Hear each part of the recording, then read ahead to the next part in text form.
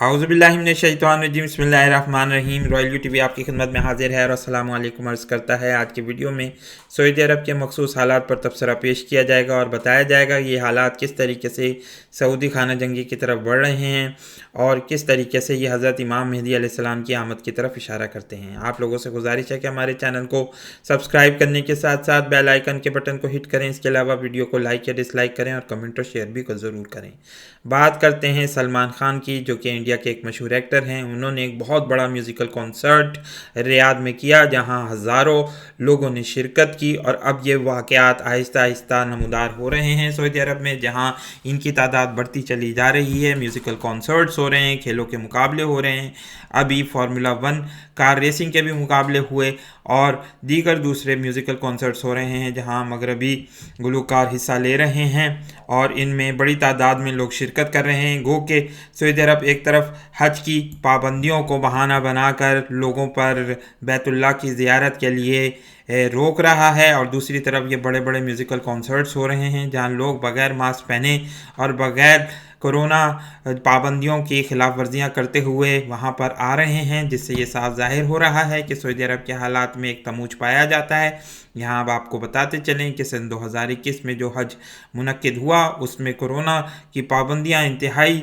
सख्ती से अमल दरामद की गई थीं और लग ये रहा था कि सऊदी अरब बहुत ज़्यादा इस मामले में हसास है। लेकिन अगर इन म्यूज़िकल कॉन्सर्ट्स को देखा जाए तो वहाँ साफ ज़ाहिर होता है कि सऊदी अरब सिर्फ़ और सिर्फ जो मज़हबी मुकामात की ज़ियारत के लिए इन पाबंदियों को सख्त बनाना चाहती है और ये पाबंदियों का इतलाक़ इन म्यूज़िकल कॉन्सर्ट्स पर नहीं होता है, जिससे साफ ये ज़ाहिर हो रहा है कि मोहम्मद बिन सलमान अपने एजेंडे को आगे लेकर बढ़ रहा है, जो कि एक यकीनी तौर पर शैतानी एजेंडा है। वो चाहते हैं कि किसी न किसी तरीके से जो इस मुमलिकत का जो मज़हबी तशख़्ख़ुस है उसको बर्बाद किया जाए। अब हम बात करेंगे थोड़ी सी उस वक्त जब मोहम्मद बिन अब्दुल वहाब ने इस तहरीक का आगाज़ किया था, जो कि एक वहाबी तहरीक कहलाती है। और अब ये लग रहा है कि आहिस्ता आहिस्ता जज़ीरतुल अरब में जिस तरीके से वाक़यात पेश आ रहे हैं उससे ये साफ ज़ाहिर हो रहा है कि इन वाक़यात का शो डाउन होने वाला है और फिर दज्जाल की आमद भी इंतहाई करीब आती चली जा रही है। जिस फितने का आगाज़ मोहम्मद बिन अब्दुल वहाब की तहरीक से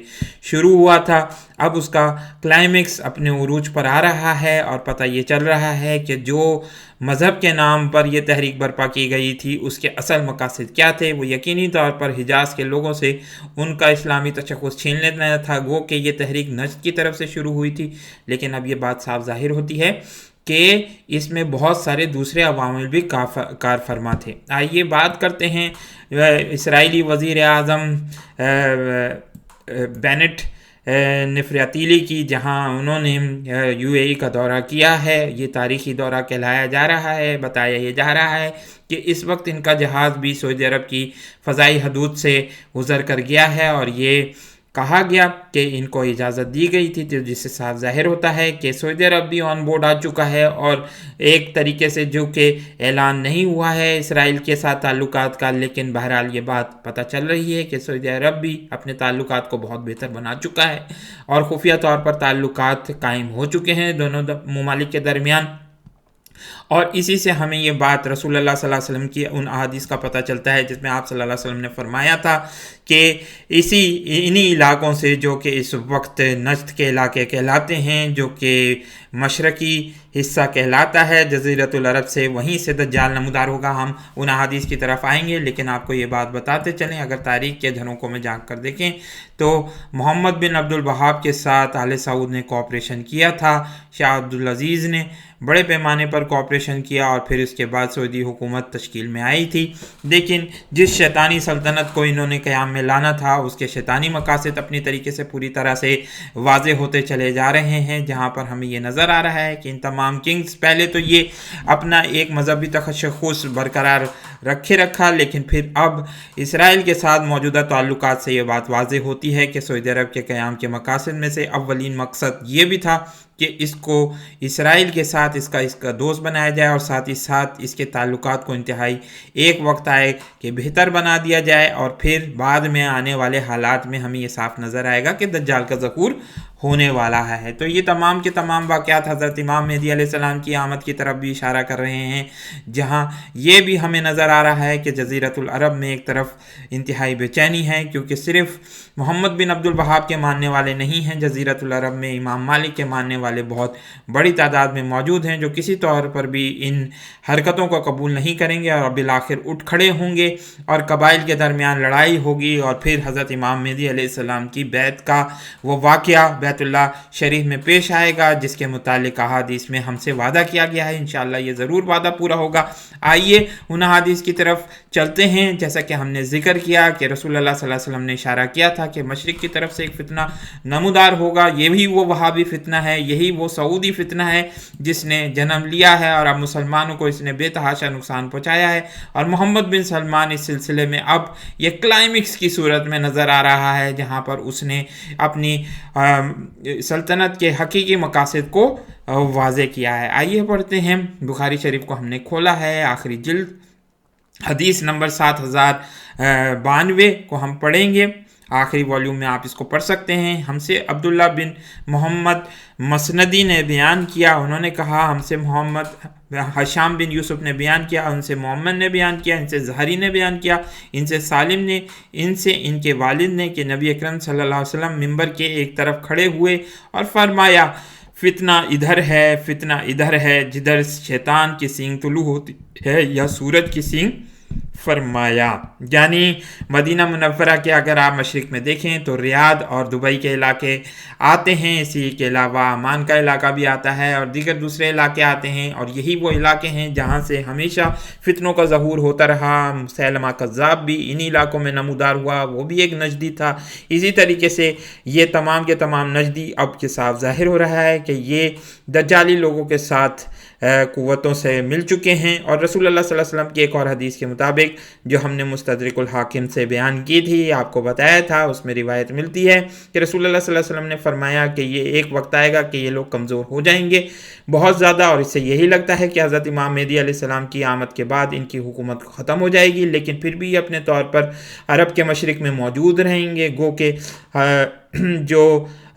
حضرت امام مہدی علیہ السلام کی خلافت ہوگی وہ حجاز کے علاقے میں قائم ہوگی، تہامہ کے علاقے میں ہوگی اور پھر شام تک پھیل جائے گی، لیکن یہ لوگ عرب کے مشرق میں باقی رہیں گے، اور پھر اس کے بعد انہی میں سے دجال نکلے گا۔ آئیے پڑھتے ہیں۔ حدیث نمبر 7093، ہم سے قتیبہ بن سعید نے بیان کیا، ہم سے لیث نے بیان کیا، ان سے نافع نے اور ان سے ابن عمر رضی اللہ تعالیٰ عنہ نے کہ انہوں نے نبی اکرم صلی اللہ علیہ وسلم سے سنا کہ حضرت صلی اللہ علیہ وسلم مشرق کی طرف رخ کیے ہوئے تھے اور فرما رہے تھے آگاہ ہو جاؤ، فتنہ اس طرف ہے جدھر سے شیطان کا سینگ طلوع ہوتا ہے۔ تو ان تمام واقعات سے پتہ چلتا ہے کہ نشت کے متعلق رسول اللہ صلی اللہ علیہ وسلم نے کیا پیشن گوئیاں کی تھیں۔ آئیے ایک اور حدیث کو پڑھتے ہیں اور پھر ویڈیو کو کنکلوڈ کرنے کی کوشش کریں گے۔ حدیث نمبر 7094، ہم سے علی بن عبداللہ مدینی نے بیان کیا، انہوں نے کہا ہم سے اظہر بن سعد نے بیان کیا، ان سے ابن عون نے بیان کیا، ان سے نافع نے بیان کیا، ان سے حضرت عبداللہ بن عمر رضی اللہ تعالیٰ عنہما نے بیان کیا کہ حضرت صلی اللہ علیہ وسلم نے فرمایا اے اللہ ہمارے ملک شام میں ہمیں برکت دے، ہمارے یمن میں ہمیں برکت دے۔ صحابہ نے عرض کیا اور ہمارے نجد میں؟ حضرت صلی اللہ علیہ وسلم نے فرمایا اے اللہ ہمارے شام میں برکت دے، ہمیں ہمارے یمن میں برکت دے۔ صحابہ نے عرض کیا اور ہمارے نجد میں؟ میرا گمان ہے کہ حضرت صلی اللہ علیہ وسلم نے تیسری مرتبہ فرمایا وہاں زلزلے اور فتنے ہیں اور شہاں شیطان کا سینگ طلوع ہوگا۔ بہت ساری دوسری روایت میں پڑھیں تو پتہ چلتا ہے کہ نجد کے لوگ وہاں پر موجود تھے، نجد کے وفد نے یہ رسول اللہ صلی اللہ علیہ وسلم سے دعا کرانے کی کوشش کی تھی، لیکن رسول اللہ صلی اللہ علیہ وسلم نے نجد کے لیے دعا نہیں کی اور بتایا کہ وہاں زلزلے اور فتنے ہیں اور وہاں شیطان کا سینگ طلوع ہوگا۔ تو اس سے صاف یہ ظاہر ہوتا ہے کہ اصلی فتنہ نجد سے شروع ہوگا، یعنی ان علاقوں سے شروع ہوگا، اور اب اس فتنے کے آثار ہمیں واضح طور پر نظر آ رہے ہیں۔ جو فتنہ محمد بن عبد الوہاب کی تحریک سے شروع ہوا اسے صاف یہ ظاہر ہوتا ہے کہ یہ ان لوگوں کے مقاصد میں سب سے بڑا مقصد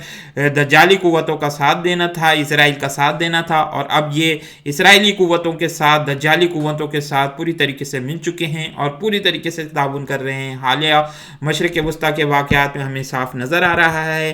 کہ رسول اللہ صلی اللہ علیہ وسلم نے جن پیشن گوئیوں کا ہم سے کہا تھا کہ اس طریقے سے مسلمان فتنے پہ پڑیں گے، اس طریقے سے مسلمانوں کو آزمائشیں آئیں گی، لیکن پھر انشاءاللہ حضرت امام مہدی علیہ السلام کی خلافت قائم ہوگی اور پھر مسلمان پوری دنیا پر اپنا دین پھیلانے کی جد و جہد کریں گے، اور پھر حضرت عیسیٰ علیہ السلام نازل ہوں گے اور ان کی نزول کے بعد اسلام اپنی گردن زمین پر ڈال دے گا، جیسا کہ سورہ صف کی آیت نمبر 9 اور 10 میں فرمایا گیا کہ اللہ تعالیٰ انشاءاللہ اپنے دین کا اہتمام کر کے رہے گا، چاہے کافروں اور مشرکوں کو کتنا ہی برا کیوں نہ لگے۔ اللہ تعالیٰ سے دعا ہے کہ اللہ تعالیٰ خلافت کا نظام ضرور اس دنیا میں لائے، کیونکہ انشاءاللہ جو حالات اس وقت پوری دنیا کو درپیش ہیں اس سے صرف اور صرف خلافت کا ہی نظام ہماری دنیا میں، اس دنیا میں جس کو ظالموں نے، کافروں نے ظلم سے بھر دیا ہے، وہ انشاءاللہ ایک وقت آئے گا کہ عدل و انصاف سے معمور ہوگی اور اسلام کا نور پوری دنیا میں پھیل جائے گا انشاءاللہ تعالی، اور آمین ثم آمین۔